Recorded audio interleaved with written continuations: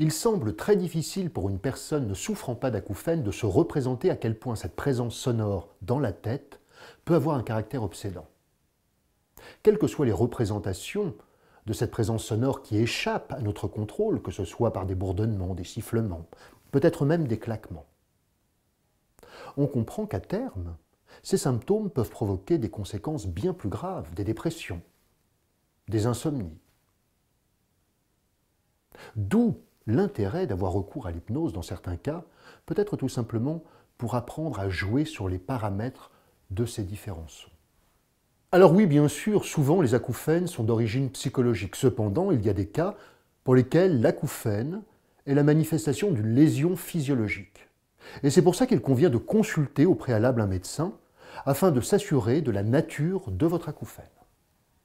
Si bien sûr, dans son accompagnement, l'hypnopraticien s'applique dans un premier temps à diminuer la présence sonore avant même de l'éradiquer, le chemin qu'il risque de prendre peut sembler paradoxal. Voyez-vous, comme bien souvent en hypnose, il peut s'agir dans un premier temps de placer du mouvement, afin de sortir de la situation de blocage dans laquelle la personne qui souffre se trouve. Ainsi, c'est par exemple dans un premier temps en déplaçant la présence sonore d'une oreille à une autre. Plus étonnant encore, en augmentant l'intensité du son avant même de penser à le réduire. Laissant présupposer naturellement que si vous êtes capable d'augmenter le son, eh bien vous êtes capable de le diminuer, voire même de l'arrêter complètement. Avant, dans quelques instants, de vous délivrer un petit truc afin de mieux préparer votre séance, souvenez-vous à quel point notre corps est plutôt bien fait. Et si tout simplement ce son n'était rien de plus que l'expression d'une alarme, que ce son, cette présence sonore, soit signifiante, qu'elle raconte quelque chose. Alors je vais vous inviter à prendre une position confortable et cependant dynamique, de fermer les yeux, de prendre une profonde inspiration, et puis de laisser à un certain niveau une part de vous-même se porter sur cette présence sonore. Certains noteront que quand l'attention se porte sur ce son en particulier, il peut avoir l'impression de s'amplifier légèrement.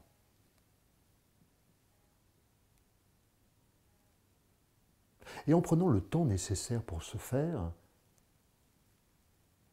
eh bien de laisser des représentations mentales, des idées, se présenter à la part consciente. En se posant simplement la question suivante, qu'est-ce que le son raconte ?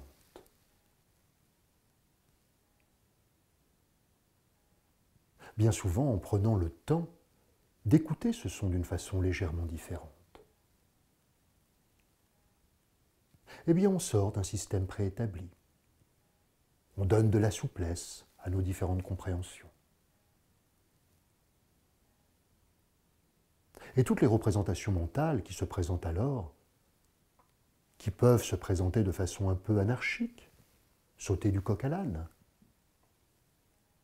sont toutes les témoins d'un process interne très profond. Ce qui revient en surface, d'une certaine façon, à la surface du conscient, est là pour quelque chose. C'est comme une idée. Alors certaines personnes sauront presque instantanément ce que ce son peut raconter. Et c'est très bien comme ça. Pour d'autres, eh bien, c'est tout simplement dans les heures qui viennent, voire un peu plus tard, et ça n'a pas beaucoup d'importance.